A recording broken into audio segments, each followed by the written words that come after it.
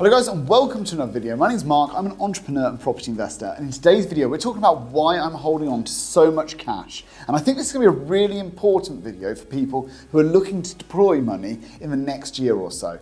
But before we get into that, I just want to remind you guys about the subscriber dividend portfolio. Remember, every single month, and it's coming up now, I think it's going to be next week that we're going to do the draw. We're going to give away the dividends from our subscriber dividend portfolio, and every month I'm going to put another £1,000 into there, and we're going to just distribute that so that you guys can take part in the passive income journey with me in a live experiment. So guys, subscribe if you like this sort of content, if you want to be involved in that sort of stuff, and if you could give the video a big like, it massively helps me out with the algorithm.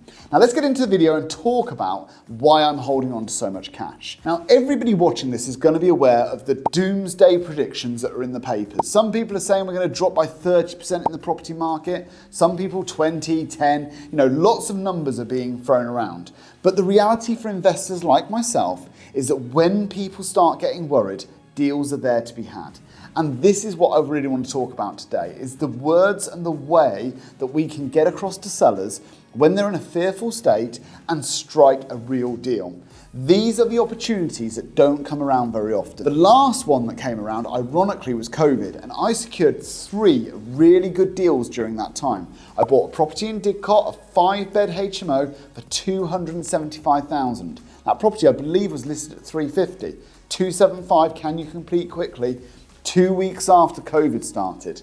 Absolutely. I bought a property up in Northamptonshire in Corby, a 4-bed for $116. That today's worth £215,000. And again, that was listed for I think $150, something like that, and I got it for $116. So the key is that when people are fearful, this is when opportunities come around. And I know that Warren Buffett's saying when people are fearful, be greedy. Now, the greedy bit, absolutely, but what I think we really mean by that is that the opportunity to strike a good deal is there. Warren's operating in a marketplace where the market's decided by the market. In property, you have the opportunity to negotiate. You can't do that with the stock market. The price is the price. In property, there's opportunities to make big chunks of cash by striking a good deal. And we haven't seen that opportunity for the last, 10 years or so. The market's just been steadily going up. And COVID gave us an opportunity, and it sort of showed me what could be achieved if that opportunity was there. And I believe going into 2023, as soon as the supply of properties starts to increase, people get into a little bit more difficulty, I think the opportunity is really going to be there for you to use the following phrase, which is, if I was to offer this, would your vendor be interested in that? Or what would your vendor say? Or words to those effects, right? What we're trying to ascertain, without offending anybody, is there a deal to be had on this property? And you can view multiple properties in a tough market, and you're just looking for those sellers that are desperate to sell. Maybe they're going through a divorce. It's the 3 Ds, isn't it? It's divorce, debt, and death. Those tend to be the people that are trying to get rid of a property quickly. But add in a recession, there could also be joblessness. There could be lots of other reasons why people may need to get rid quickly. So that's the time when there's opportunity. Not to mention, we have gone through a big upcycle over the last decade, which means anybody who bought a property 10 years or prior has got a lot of equity in that home, assuming they haven't taken it all out. And the majority of people will not have taken it all out.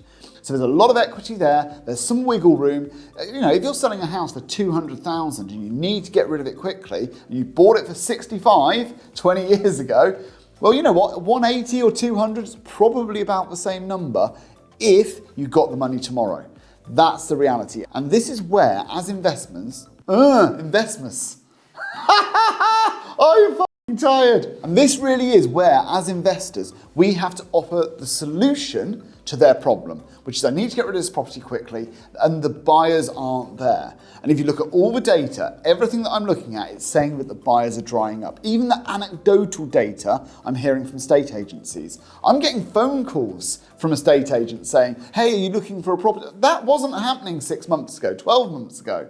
You were phoning them, they were saying, oh, get in line, mate, right? Right now, I'm getting phone calls from people going, oh, we've got this property that's come on the market, would you be interested in? Now, the prices aren't being wiggled around yet, not so much. I've already tried on a couple of occasions in the last couple of weeks, and they're not really having much wiggle room.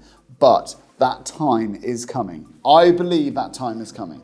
So next year, my plan is to really stack as much cash as I possibly can and deploy it in a way where I make big chunks of money when I buy. So if I'm looking for something that's 200K, I want a 10% discount on if its market value today is 200. I want the seller to think that it's going to drop by another 20K over the next year. They might as well sell it for 180 today. I want to be in that space because I believe that that's where the opportunity is going to be. And if you can make 20K, 30K on the day you buy it, it's such a great deal. All properties look like amazing deals when you build that much resilience into them. I'm just thinking again of that property in Corby where it was 116, the renovation was 40K, the end value was 200 at current valuations on that day. The fact that the market's since moved on by another 10% means that I added another 20 grand to that. It's fantastic, of course. But I'd already built a deal that meant that I made money on that day. And I'm thinking of the Newbury flat, right, which was 180 on the day that I bought it was what it was worth. I paid 160. I didn't have to do any work. There was nothing to do really. Well, we repainted it, as you know, but minimal work. It rented out, it's got a great return on investment, but I made 20K by negotiating a really good price at the point that I bought it. So guys, that's why I'm holding on to cash. This is the opportunity. It's coming. The ability to be able to negotiate in ways you cannot do with the stock market. Only property and businesses that you own and control give you this opportunity. And for me, property is just such a simple way to do it. It's currently worth this, can I get it for that? And you make the difference in between. So guys, let me know in the comments what your thoughts are with what you're doing with your money as this time is approaching. And now we're back filming far more regularly. If you've got any video ideas that you want me to make, things you want me to talk about, to discuss, to examine, put it in the comments and we will film 2 or 3 of people's ideas. How does that sound? Sound good? Yeah? Cool. But guys, thank you so much for watching. We'll see you on the next video. Cheers, guys.